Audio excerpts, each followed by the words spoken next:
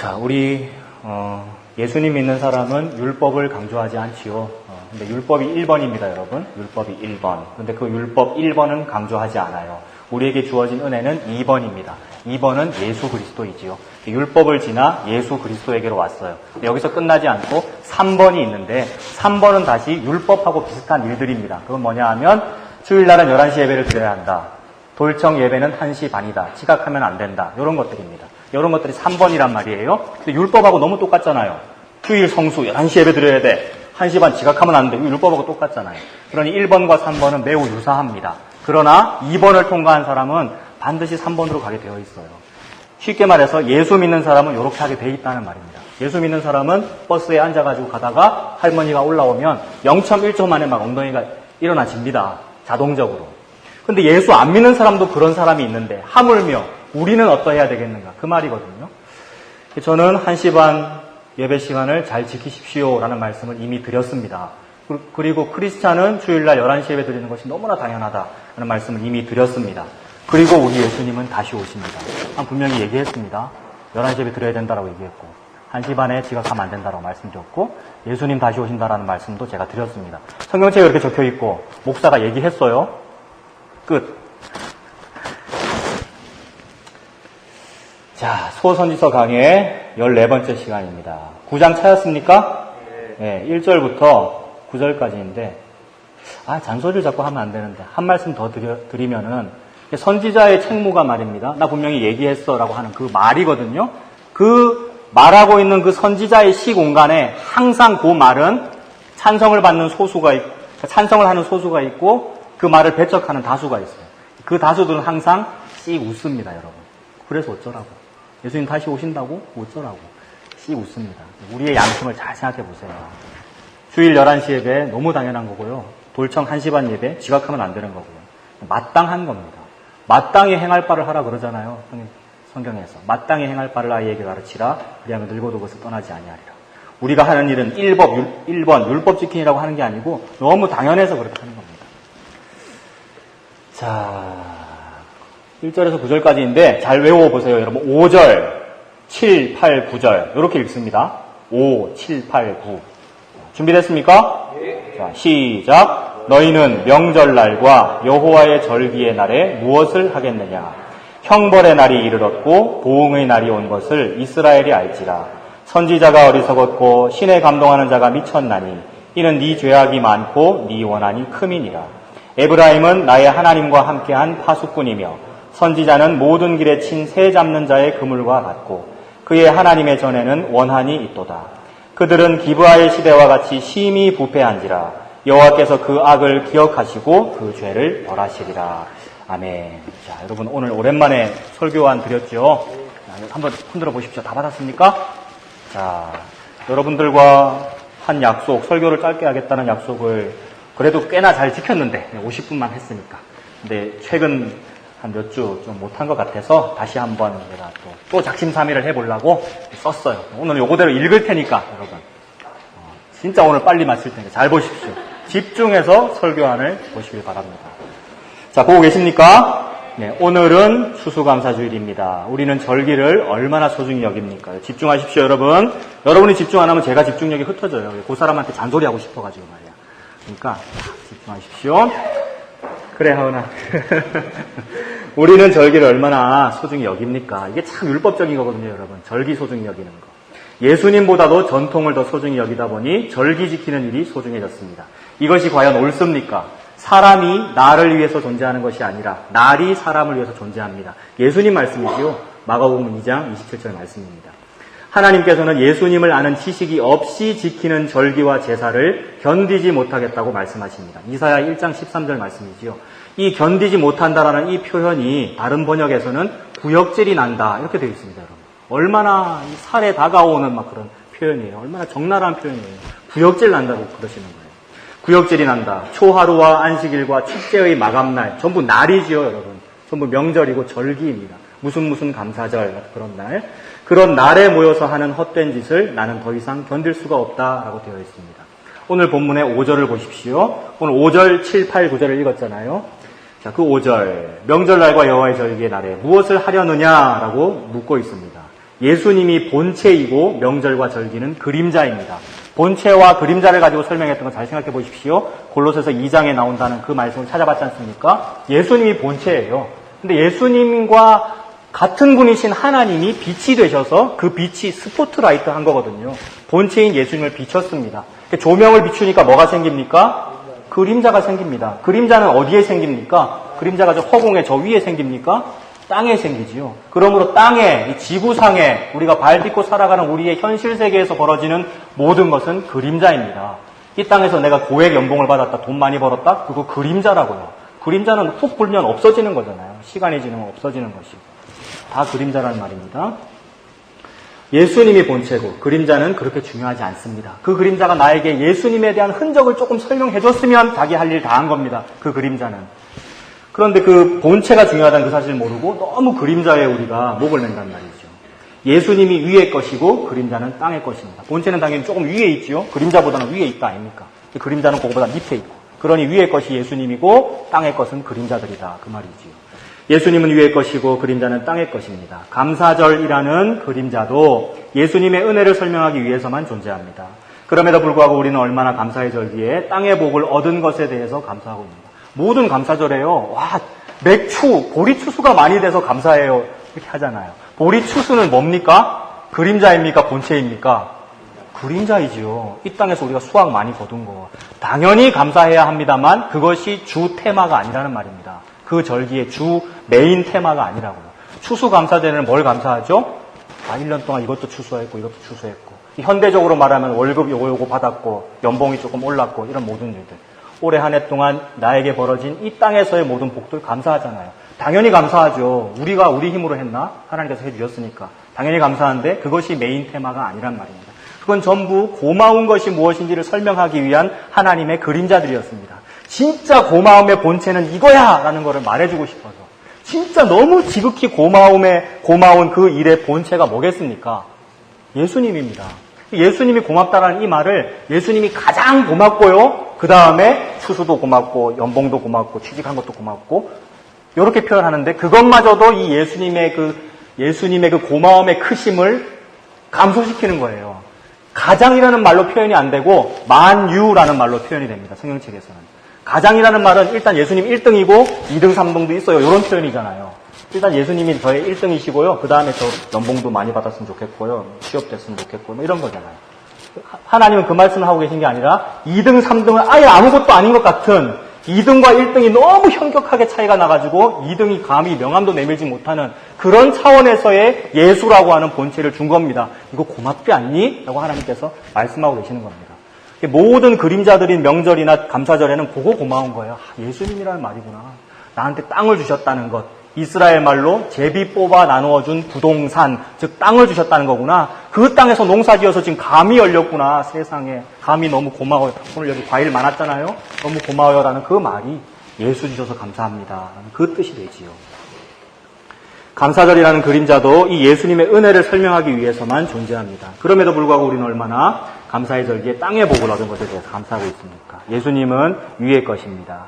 땅의 것에 연연하지 않고 위의 것을 받았다는 사실에 여러분 감사하고 있습니까?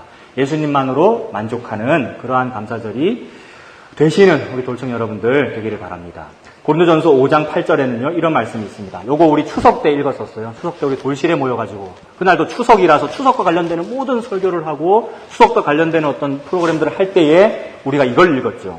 5장 8절 보십시오. 우리가 명절을 지키되 묵은 누룩으로도 하지 말고 악하고 악의에 찬 누룩으로도 하지 말고 누룩이 없이 오직 순전함과 진실함의 떡으로 하자. 하나님이 이렇게 우리한테 말씀했습니다. 누룩이 없다는 것은 무교절을 의미하지요. 없을 무자, 누룩 교자거든요. 발효시킬 교자. 누룩이 없는 떡, 누룩이 없는 빵이니까 이거 맛있겠어요? 맛 없겠어요? 맛 없어요. 식빵 같은 거 만들 때 효모를 넣어야 이렇게 예쁘게 맛있게 부풀어 오르는 거잖아요. 근데 하나님이 어느 날 누룩이 없이 빵을 만들어 먹으라고 했습니다. 원어 성경에는 빵인데 우리나라는 이제 조선이니까 조선 문화는 빵이 아니고 뭐였어요? 떡이잖아요. 떡. 우리나라 문화는. 그래서 떡이라고 번역을 한 겁니다. 빵을 말하는 거예요. 효모 넣고 만드는 그 식빵, 빵 같은 거.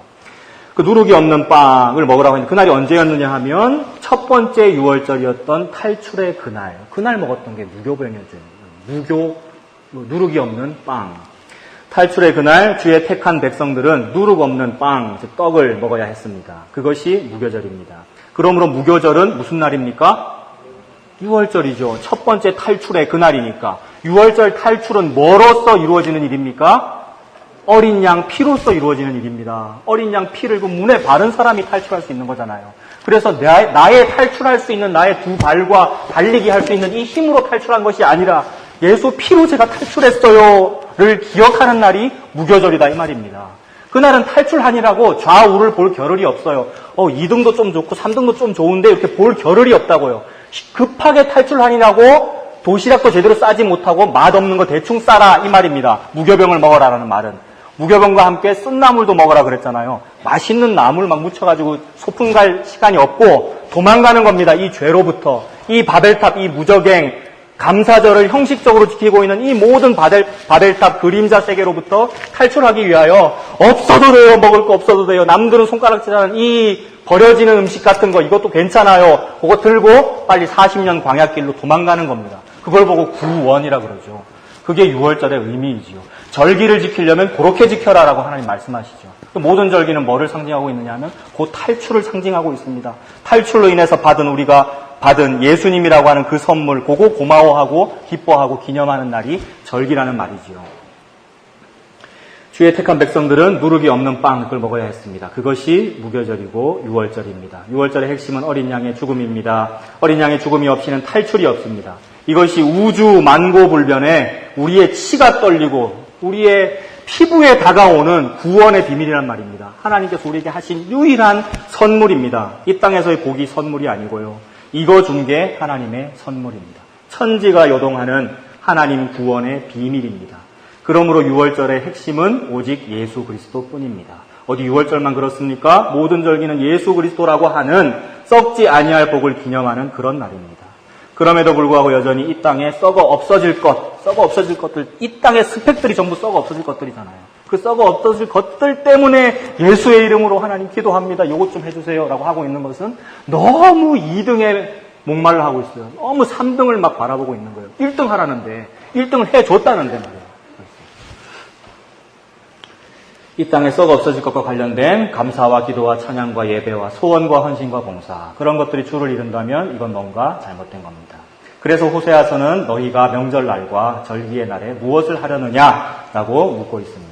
오직 예수님을 생각하십시오. 그것이 누룩 없는 명절입니다. 이 추수감사절에 전적 타락한 나를 조건을 하나도 보지 않으시고 선택하시어 나를 뚫고 들어오니라고. 나는 여기에 안 뚫리거든요. 난 2등이 좋은데요 하나님 이러니라고 안 뚫린다고요. 근데 나를 뚫고 들어오니라고 예수님이 십자가에서 죽어버린 거예요. 나는 방어하고 있는데, 나는 그 유대인 율법학자처럼 유대인처럼, 그 강도 만난 유대인처럼 저 사마리아인 나를 구원 안 했으면 좋겠어. 니 빨리 가. 이러고 있는데 나를 뚫고 들어온 거라고요. 그게 예수 그리스도 십자가의 죽음입니다. 아이러니이지요. 죽음이라고 하는 생명을 우리한테 선물로 준 것이니 우리는 이해가 안 됩니다. 저건 생명이 아니고 죽음인데 왜 그걸 선물이라 그러지? 근데 하나님은 그게 선물이랍니다.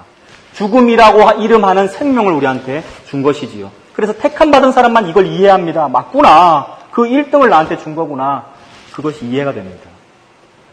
전적 타락한 나를 조건을 보지 않으시고 선택하시어 나를 뚫고 들어오시느라고 십자가에서 죽어버려서 내 죄를 속죄하신 그 어린 양 예수 그리스도, 하나님의 단 하나의 공의, 그 예수님 앞에서 겸손히 감사하는 여러분 되기를 바랍니다. 이것을 여호와를 아는 지식이라고 했습니다. 이게 예수 믿는 겁니다.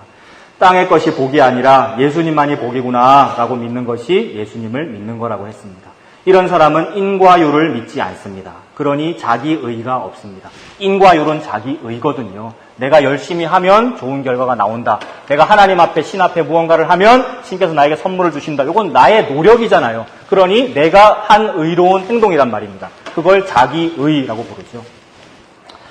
인과율 믿지 않는 사람은 자기의가 없습니다. 자기의가 없는 사람을 보고 예수님 믿는다라고 합니다. 내 백성이 이 지식이 없어 망한다라는 선지자의 탄식 소리가 오늘도 들립니다. 예루살렘아 예루살렘아 암탉이 지 새끼를 날개 아래 품으려 함과 같이 내가 너희를 품으려 함이 도대체 몇 번이었느냐. 예수님이 울면서 이 얘기했습니다. 여러분, 우리한테, 예수 믿는 사람한테 이 얘기한 거예요. 어찌 그리 예수를 안 믿니? 내가 너를, 이 병아리들을 품으려고 얼마나 내가 많이 했니? 라는 그런 예수님의 울음 섞인 탄식 소리가 오늘도 들립니다. 이런 책망을 받는 사람은 바로 오늘날의 몽매한 크리스찬들입니다. 몽매하다, 맹목적이다, 눈 감았다는 얘기죠. 눈 감고 그저 지금까지 해오던 대로 믿는 걸 말합니다. 맹목적인 크리스찬들은 자기가 뭘 믿고 있는지를 모릅니다. 예수님을 믿는다고 말은 하지만 실제로 믿는 것은 자기가 해오던 전통이었습니다. 예수님의 이름으로 기도와 예배를 통해서 나의 노력과 갸륵함으로, 요게 인과율이지요. 나의 노력과 갸륵함으로 전능자인 예수님의 힘을 빌어 이 땅의 무언가를 좀 해결해 보려는 노력이 우리의 전통이었습니다. 기독교가 땅의 무언가를 해결하는 것이었다면 이것이 바로 몽매한 크리스찬들의 신앙입니다. 하나님은 이 점을 오늘 호세아서 말씀에서도 똑같이 지적하고 계십니다. 파수꾼과 선지자는 바로 이 점을 책망하는 사람입니다. 우리가 5절을 읽었고 그 다음에 7, 8, 9절을 연달아서 읽었잖아요. 7절, 8절에 파수꾼 그리고 선지자라는 말이 나옵니다. 파수꾼하고 선지자는 원래 같은 직책이죠. 파수꾼도 이렇게 적을 경계하고 파수하는 사람이거든요. 적이 온다, 루시퍼가 접근해 온다, 사탄이 온다, 아니면 뭐 도둑놈이 지금 우리나라 이스라엘 침입해 온다, 그 파수하는 사람이 파수꾼이고, 선지자도 마찬가지입니다. 잘못된 사상이 지금 들어온다, 예수님 믿는 거 아닌데 지금 예수님 믿는 거라고 속이면서 우리한테 지금 전통들이 다가온다라는 것을 미리 보고 백성들한테 말해주는 사람, 선지자잖아요. 파수꾼하고 선지자는 결국 원래는 같은 사람입니다. 그것이 그들의 임무입니다. 임무를 망각한 군인은 전쟁에서 반드시 아군에게 피해를 입힙니다. 임무를 망각한 군인. 우리 형제들이 군대 생활할 때 이런 경우가 많았죠. 저도 그랬고요. 제가 1병, 2병 이렇게 쫄병 때 보초 근무를 나가면, 우리 보초 근무 쓸 때 보통 몇 명 있었습니까, 여러분, 남자들? 2명 있었지요. 요새는 계급 비슷한 사람끼리 서로 세운다며. 그 병영 악습을 없애기 위해서. 근데 옛날에는 상병 병장하고 사수랑 부사수를 세우잖아요. 좀 높은 사람하고 선임하고 후임하고 이렇게 세운다고. 그러면 그날 근무 쓸 때 고생은 누가 할까? 후임이 다 하죠. 선임은 뭐 하느냐? K2 놓고 설모 벗고 자거나 아니면 노래 한 곡 해봐라라고 하거나 이러는 거죠.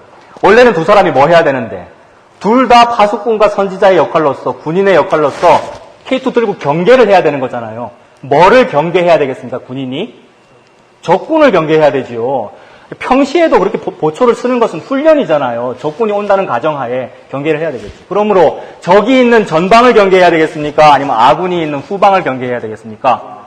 전방 경계해야 되죠. 총구 방향은 항상 전방. 적군이 오면 군이나 그래. 총구 방향 항상 전방. 근데 실제로 선임과 후임이 근무를 쓰면 총구 방향이 어디예요? 후방이죠, 후방. 왜 그래? 왜 후방을 경계하고 있지? 장교가 오나 안 오나 보는 거 아니에요. 그래서 온다 싶으면은 박민수 병장님 일어나세요. 이거 해야 되는 거잖아, 온다 싶으면. 그죠? 요게 자기 임무를 잊어버린 파수꾼입니다. 7, 8, 9절에 나오는 파수꾼이라는 말은 그런 의미로 그 임무를 잃어버린 사람을 지금 파수꾼이라는 대명사로 설명하고 있고, 임무를 잊어버리지 않고 자기 임무에 충실하고 있는 사람을 선지자라는 말로 설명하고 있는 겁니다. 원래 파수꾼과 선지자는 둘 다 아군인데 말이에요. 같은 편인데 생각을 잘못해가지고 믿음을 잘못 가져가지고 파수꾼이 지금 거꾸로 아군 쪽을 총을 대고 있고요. 선지자는 그래도 안타까운 마음으로 아니에요. 적을 경계해야지요. 그 일을 하고 있다는 그 얘기입니다. 임무를 망각한 군인은 전쟁에서 반드시 아군에게 피해를 입힙니다. 7절과 8절 우리가 읽었습니다만 번역에 좀 문제가 있어서 지금 이게 파수꾼을 욕하는 건지 선지자를 욕하는 건지 번역상에 문제가 있거든요. 근데 제가 방금 말씀드린 그 구도가 맞습니다. 파수꾼과 선지자는 원래 같은 편인데 하나님이 지금 임무 망각한 파수꾼을 욕하고 있고 선지자는 끝까지 자기 임무에 충실하고 있다는 요 얘기를 지금 하고 있는 겁니다. 이스라엘은 임무를 망각한 파수꾼에게 속았습니다. 백성들이 그 파수꾼한테 속았다고요. 지금 파수꾼이 후방을 경계하고 있고 자기 그 파수 임무를 충실하고 있지 않을 때는 백성들한테 뭐라고 말하겠어요, 파수꾼들이. 괜찮아, 우리는 평안해. 적군이 오고 있지 않아. 괜찮아, 우리는 더 부흥할 거야, 더 잘 될 거야. 이렇게 말한다고요. 거짓 선지자들의 입에 발린 레파토리가 항상 그거였거든요. 노력하면 됩니다. 더 기도하면 잘 됩니다. 우리는 평안합니다. 우리는 사랑받기 위해 태어났습니다. 요 레파토리입니다. 근데 사탄이 우리를 공격하고 있는 중에도 그 말을 하면 문제가 있지요. 영적인 전쟁 중인데 말이에요. 적들이 지금 우리를 노리고 있고 슬피 우는 사자가 입을 벌리고 삼킬자를 두루 찾는 그 상황, 그게 예수님 다시 오실 날까지의 상황이거든요. 영적 전쟁의 상황.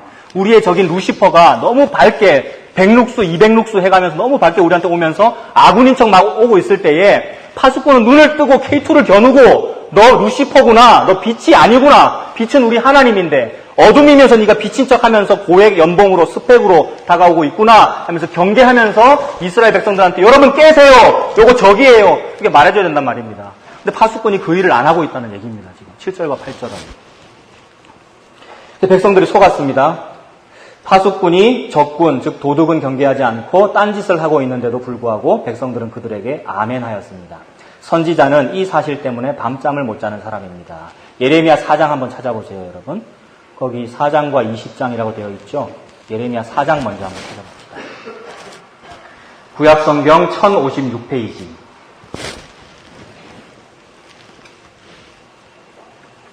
구약성경 1056페이지. 찾았습니까? 네. 4장 19절부터인데요. 예레미야 4장 19절부터. 지금 파수꾼과 선지자는 둘 다 원래는 아군이니까 2015년식으로 표현할 때 둘 다 크리스찬을 의미합니다. 우리들이라고요. 근데 우리들 중에 이런 파수꾼 같은 사람이 있으면 안 되겠죠. 하나님은 우리 보고 선지자들하고 그러는 거예요. 근데 선지자는 자기의 그 믿음, 예수님 주신 그 믿음을 지키려면 이런 한식들이 있다고요. 그 믿음을 지키니라고 이런 어려움들이 있다고요. 그게 4장 19절입니다. 슬프고 아프다. 내 마음속이 아프고 내 마음이 답답하여 잠잠할 수 없으니 이는 나의 심령이 나팔 소리와 전쟁의 경보를 들음이로다. 파수꾼과 선지자 중에서 지금 누가 이 소리를 들었어요? 선지자가 들었어요. 파수꾼은 케이트 놓고 하이바 벗고 지금 조언이라고 못 들었다고. 나팔 소리와 전쟁의 경보가 막 들리는데 루시퍼가 우리 죽이려고 지금 보고 있는데 20절에 패망의 패망이 연속하여 온 땅이 탈취를 당하니 나의 장막과 휘장은 갑자기 파멸되도다. 내가 저 깃발, 적군의 군대의 군기입니다. 깃발을 보며 나팔 소리 듣기를 어느 때까지 할꼬. 내 백성은 나를 알지 못하는 어리석은 자요 지각이 없는 미련한 백성이라. 악을 행하기에는 지각이 있으나 선을 행하기에는 무지하도다. 선지자의 탄식입니다. 깨어있는 크리스찬들의 탄식입니다. 여러분들도 이런 깨어있는 크리스찬들이 되었으면 좋겠습니다. 20장도 한번 보십시오. 예레미야서 20장. 예수님을 진짜로 믿는 크리스찬의 마음은 이렇습니다. 예레미야 20장 7절부터. 자, 7절부터 한번 봅시다. 여호와여 주께서 나를 권유하심으로 내가 그 권유를 받았사오며 주께서 나보다 강하사 이기셨으므로 내가 조롱거리가 되니 사람마다 종일토록 나를 조롱하나이다. 아까 말했잖아요. 예수님이 나를 구원하시는 일은 나의 노력으로 된 게 아니라고요. 내가 예수님 쪽으로, 이 지옥에서 예수님 쪽으로 탈출하겠다고 내 두 다리의 힘으로 뛰어간 게 아니라고요. 예수님이 나한테 와서 뚫고 들어온 겁니다. 그것을 7절에서는 권유라는 말로 표현하고 있네요. 하나님이 나를 권유한 거예요. 나는 가만히 있는데 하나님이 나를 구원했다 이 말입니다. 주께서 나를 권유하심으로 내가 그 권유를 받았사오며 주께서 나보다 강하사 이기셨습니다. 십자가로 나를 이겨버려서 뚫고 들어와서 나를 죽이시고 예수로서 죽으셔서 나를 구원하셨어요. 강하사 이기셨기 때문에 내가 뭐가 됐답니까? 예수 믿으면 복 받는다고 그림자들은 다 얘기했는데 아니래요. 예수 믿었어. 하나님이 나를 이겨버렸기 때문에. 예수 믿었더니 조롱거리가 되는 겁니다. 그림자들이 틀렸어요 라는 것을 나는 믿기 때문에 그림자를 좋아하는 수많은 사람들로부터 나는 조롱거리가 되는 겁니다. 이게 자기를 부인하고 자기 십자가를 지고 겸손히 나를 따라와라 라는 그 예수님 말씀이고 복음과 함께 고난을 받아라 라는 그 예수님 말씀입니다. 조롱거리가 되는 겁니다. 사람들한테. 조롱거리가 되니 사람마다 종일토록 나를 조롱하나이다. 내가 말할 때마다 외치며 파멸과 멸망을 선포함으로. 파수꾼들은 반대로 말했거든요. 우리 파멸되지 않아요. 적들이 안 오는데요 뭐 이렇게 말했거든요. 근데 선지자 참된 크리스찬들은 이대로 가면 파멸될 거예요. 우리 죄 지었어요. 이 말을 자꾸 한단 말입니다. 파멸과 멸망을 선포함으로 여호와의 말씀으로 말미암아 내가 종일토록 치욕과 모욕거리가 됨이니이다. 내가 다시는 여호와를 선포하지 아니하여. 이런 설교 안 해야 되겠다. 이런 말 안 해야 되겠다. 괜히 그림자가 어떻고 본체, 예수님이 본체 이런 말 했다가 그동안 잘 지내던 직장 동료랑 사이가 이상해지고 괜히 이 말 했다가 엄마한테 미움받고 엄마랑 나랑 사이 원래는 좋은데 뭐 이런 상황, 그런 상황을 말합니다. 나 다시는 여호와를 선포하지 아니하리라 라고 하며 그의 이름으로 말하지 아니하리라 라고 하면 나의 마음이 막 불붙는 것 같아서 견딜 수가 없고 골수에 사무치니 답답하여 견딜 수가 없나이다. 이게 지금 선지자의 상황입니다. 참된 크리스찬들의 상황. 여러분들이 이런 길을 걸으시기를 바랍니다. 다시 설교 안으로 한번 가보십시오. 자, 이 사실 때문에 선지자는 밤잠을 못 자는 사람, 그게 선지자고 그게 크리스찬입니다. 그런데도 목매한 파수꾼과 백성들은 그런 선지자를 향해서 네가 너무 부정적이다. 네가 너무 부정적이고 네가 어리석고 네가 미쳐서 그렇다. 7절, 8절에 그렇게 돼 있죠. 선지자는 어리석었고 선지자는 미쳤나니? 라고 번역되어 있는데 그게 사람들의 평가란 말입니다. 선지자 저거는 어리석고 저거 미쳤어. 그래서 구약에서 선지자의 동의어가 영어로 뭐라 그랬습니까? 크레이지맨이라 그랬죠. 미친놈. 사람들이 미친놈이라 그랬어요. 전쟁이 안 일어날 것 같은데 자꾸 전쟁이 일어난다고 얘기를 하니까 아수르가 쳐들어올 것 같지 않은데 뭐 우리는 아수르한테 조공도 많이 바쳤고 아수르가 우리한테 계속 여러 가지 FTA도 맺고 있고 소파 규정도 맺고 있고 잘 되고 있는데 왜 나쁘다 그러지? 이렇게 생각하는 겁니다. 근데 선지자는 아니야. 그 아수르가 결국 그 제국적인 사상이 우리를 죽이게 됩니다. 이 말을 자꾸 하는 겁니다. 그러니까 사람들이 네가 어리석고 네가 미쳐서 그렇다 이렇게 말했죠. 그렇게 조롱하였습니다. 이것이 그들의 죄악이고 이것으로 인해 선지자의 마음에는 원한이 생겼습니다. 7절 8절에 원한이라고 번역된 말은 이러한 밤잠 설치는 이 일, 그 아군인 파수꾼이 내한테 하는 그 욕, 아군인 나의 동료 크리스찬들, 우리 교회 사람들이 뭐라고 하는 그것 때문에 핍박받아 내 마음에 원한이 생겼다는 그런 말입니다. 8절도 마찬가지입니다. 목매한 파수꾼은 오히려 참 선지자를 책망합니다. 새 잡는 그물을 치듯 선지자를 방해하며 걸고 넘어집니다. 이것이 참 선지자가 걷는 좁은 길, 좁은 문입니다. 예수님이 좁은 길로 가라, 좁은 문으로 들어가라라고 말씀하셨는데 요거 말하는 겁니다, 여러분. 무슨 뭐 나이팅게일이나 마더 테레사나 슈바이처 박사같이 그런 길을 가라고 그 말이 아니고요. 그런 길은 그런 길 나름대로 또 자기 의거든요, 여러분. 많은 사람들로부터 오히려 추앙을 받아요. 와, 성자다, 성녀다, 세인트라는 말을 붙여가면서 추앙을 받는다고요. 그것도 역시 자기 의가 되지요. 우리의 이름 앞에 세인트가 붙는 그런 자기 의를 말하는 것이 아니라 예수를 진짜로 믿었더니 예수를 가짜로 믿고 있는 사람들로부터 손가락질을 받는 요 일, 좀 왕따를 시키는 듯한, 반대하는 듯한 그 길, 그거를 보고 좁은 문, 좁은 길이라고 합니다. 더 쉽게 말해서 그냥 예수 믿는 게 좁은 문, 좁은 길입니다. 특별히 부르유 돕기를 많이 해야 된다거나 아니면 낙도, 사람도 없는 시골 이런 데 가서 무슨 부르유 돕기를 많이 해야 그게 좁은 길입니다. 그게 아니라는 말입니다. 그냥 예수 믿는 것을 보고 좁은 문, 좁은 길이라고 합니다. 예수님을 진짜로 믿는 사람에게는 이런 일이 벌어집니다. 목매한 파수꾼과 백성들에게 조롱을 받는 선지자가 될 것입니다. 그러나 이런 말 때문에, 이런 사상을 가진 것 때문에 절망적인 로맨티스트가 되지 마십시오. 절망적인 로맨티스트라는 건 뭐냐면 이 땅에 예수 믿는 사람은 나밖에 없는 것 같아 이러면서 조금 가을 낙엽이 확 흩어지는데 바바리 코트 이런 거 입고 나만 센티멘탈한 것 같아 막 이런 분. 차경민 목사가 좀 센티멘탈 하거든요, 여러분. 제 핸드폰에 mp3가 전부 우울한 노래만 있다고 누가 그러시던데 제가 그런 걸 좀 좋아합니다. 그리고 우리 민수도 좀 그런 거 좋아합니다.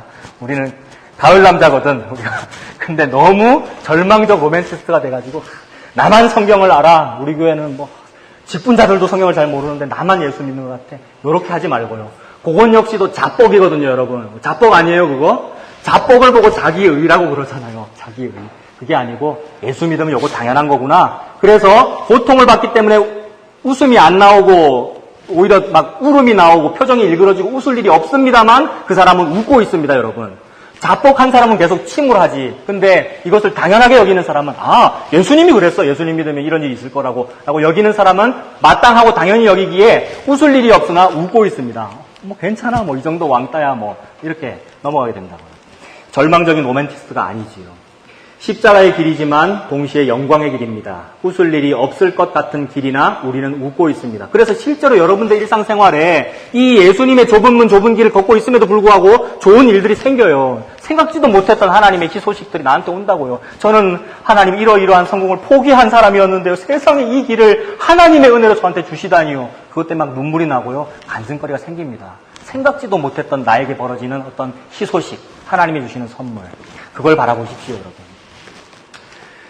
십자가의 길이지만 동시에 영광의 길이고요. 웃을 일이 없을 것 같은 길이나 우리는 웃게 됩니다. 좁은 문, 좁은 길을 가라는 것은 절망적인 로맨티스트가 되어가지고 부정적, 폐쇄적, 염세적으로 세상을 살라는 말이 아니라 인과율이 아닌 예수님을 믿으면 인과율을 사랑하는 요 세상 사람들 전부 다 크리스찬들을 포함하여 그 사람들이 당연히 나를 반대한다라는 그런 뜻입니다. 예수님과 함께 이 길을 걸으십시오. 나의 멍에를 메고 내게 배워라. 그리하면 너희 마음이 쉼을 얻으리니 내 멍에는 쉽고 내 짐은 가벼움이라. 쉽다 그랬어요, 예수님이. 가볍다 그랬어요. 웃을 일 없는데 멍에라는데 말이에요. 힘들어 죽겠는데 쉽대요, 예수님이. 그러니 웃을 일이 있다는 말입니다. 그렇게 예수님이 말씀하십니다. 어렵고 슬플 것 같으나 하나님이 힘을 주십니다. 인과율이 아니라 예수님에게 아멘하는 자를 7,000명 숨겨놨다. 바알과 아세라에게 무릎 꿇지 아니한 자 7,000명 숨겨놨다. 엘리야야, 니는 어째 니 혼자라고 생각하니 자뻑하고 있니? 요 말이지요. 7,000명 숨겨놨다. 걱정하지 마라. 이 말이죠. 이 응원을 받아서 다시 힘을 내는 여러분들이 되기를 바랍니다. 그런 의미에서 지금 추수감사절 이 절기에 문제가 있다는 도입으로 이 설교를 시작했습니다만 절망적 로맨티스트가 되지 않는다는 것은 뭐예요? 오늘 찬양 대회에서 어떻게 해야 되겠어, 우리가? 최선을 다하고요, 열심히 하고요. 무대를 휘어잡아! 알겠지? 북어주한개를 막 집어삼켜, 오늘 무대에 올라가가지고. 그래도 1등은 안 주겠지만, 물론 1등은 다른 부서에서 하셔야죠. 우리는 이제, 아니가. 아무튼 최선을 다해서 즐겁게, 그 다음에 또 은혜롭게 여러분 준비한 대로 그렇게 하면 됩니다. 이러한 선지자의 길을 가지를 않고요. 아예 싫다 그러고요. 왕따 받는 거 싫어. 하나님은 이 땅에서 그림자들 좋은 거 많이 준다 그랬는데 그거 누리고 살 거야 라면서 세상의 복 바라고 사는 경우가 많은데 그렇게 선지자의 길을 가지 않고 여전히 땅의 것, 인과율, 나 자신이라는 요 자아는 확대되게 되어 있습니다. 나, 우리 집, 우리 교회, 우리나라, 우리 지구촌, 세계 평화를 위해서 제가 합니다. 굉장히 고상해 보이지만 결국 자아를 믿는 것과 별반 다르지 않는 거였습니다. 나가 모인 게 우리거든요. 예수 안 믿으면 다 똑같다는 말입니다. 그러니까. 그런 나 자신의 일신상의 영달을 위해 예수님을 믿는 자는 호세아서에 나오는 고멜입니다. 호세아의 창녀로서의 아내, 그 고멜 말하는 거죠. 예수님이라는 그 남자는 싫고 그 남자의 고액 연봉은 탐을 내는 그런 상태입니다. 하나님께서는 크리스찬들의 이러한 죄를 9절에 있는 기브아의 시대라는 말로 책망합니다. 오늘 마지막으로 읽은 게 9절인데 거기에 기브아의 시대라는 말이 나오면서 하나님의 완전 막장 드라마 같은 그런 하나님의 사연, 막장 드라마 같은 하나님의 예화를 들면서 하나님이 책망하십니다. 그 기브아의 시대라는 것은 사사기에 나오는 베냐민 지역 기브아라는 그 도시에서 벌어진 죄악의 시대를 의미합니다. 이스라엘의 왕이 없을 때에 한 레위 사람이 첩을 맞이했다는 그 얘기입니다. 이거 혹시 생각납니까, 여러분? 상당히 여러분과 만나고 나서 초반에 이 얘기를 해드린 적이 있는데 한창 동안 막장 드라마 얘기를 막 한 적이 있어요, 설교하면서. 그때 한 시리즈 중에서 하나 말씀드린 건데 레위인인데, 즉 레위인은 성직자라는 말이잖아요. 목사님이라는 뜻이고 예수님 잘 믿는 크리스찬이라는 것을 의미합니다. 레위인이라는 말은. 근데 레위인이 첩을 소유했대요. 레위인이 첩을 소유했다? 자기의 기본 배우자에 만족하지 못하고 또 다른 배우자를 소유했다? 이것이 고멜의 상태죠. 자기의 배우자인 예수님에 만족하지 못하고 예수님이 나한테 준다는 그림자들, 고액 연봉을 좋아하거나 아니면 그 고액 연봉을 차지하고서는 내가 좋아하는 다른 남자한테 시집가고 싶은 거. 그런 상황, 첩을 소유했다. 그렇게 말하는 거죠. 예수님을 믿으면서도 그림자에 현혹되어 있는 상태를 보고 니들이 이런 상태고 그게 우상숭배야. 교회 다니고 있지만 우상숭배야. 라고 하나님께서 말씀하십니다. 그래서 그 레위인이 첩을 소유했는데 그 첩이 친정으로 이제 도망을 가게 되죠. 그래서 나의 첩을 다시 데려와야 되겠다라고 해서 가가지고 그 첩을 잡아가지고 끌고 오는데 이 기브아라는 도시에 갔었죠. 그날 밤에 하루 묵고 있는데 기브아에 살았던 베냐민 족속 그 사람들 중에 불량배들이 와가지고 그 첩을 데리고 가서 겁탈을 하게 되지요. 밤새도록 이 여인이 고통을 받다가 죽고 맙니다.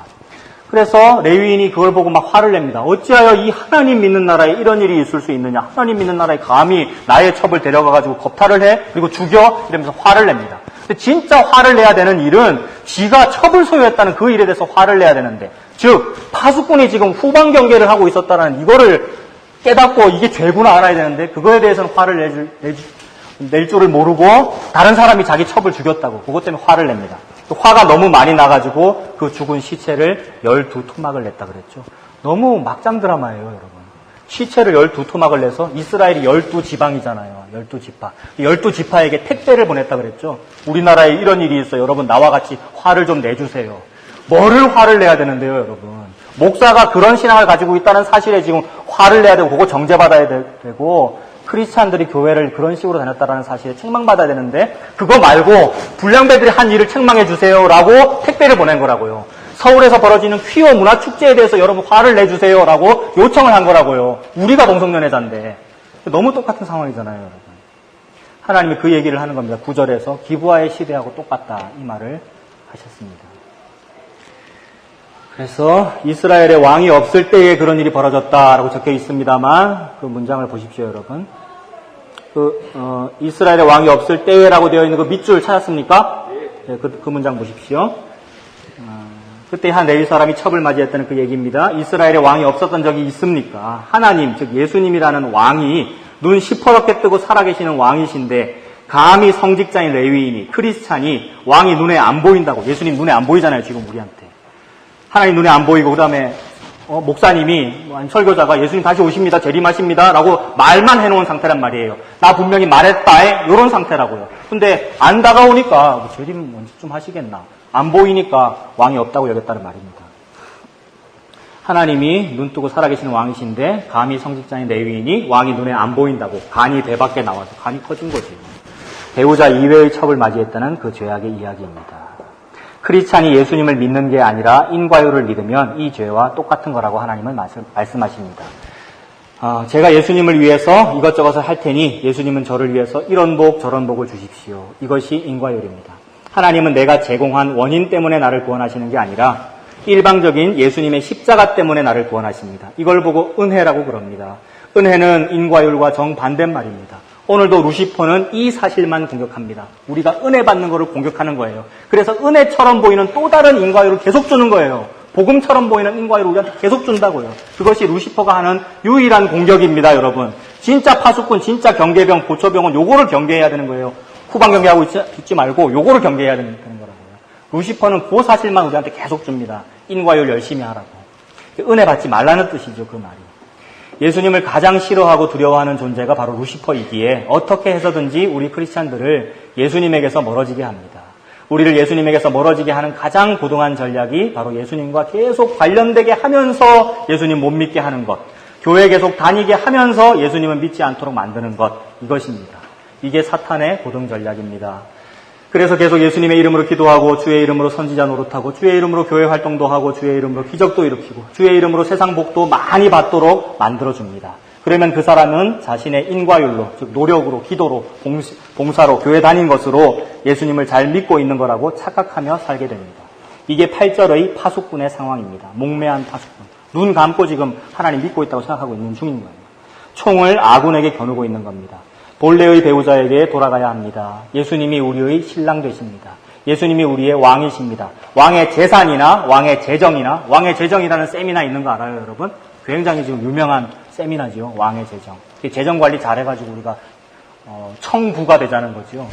너무 좋은 말입니다만 우리 젊은 청년들 그렇게 됐으면 좋겠습니다만 대기업에서 취직을 하시고 재정 관리 잘해가지고 뭐 부자가 됐으면 좋겠습니다만 진짜 왕인 그걸 좋아하는 건지 아니면 왕의 고액 연봉을 좋아하는 건지 생각해 봐야 되는 그런 문제란 말이죠.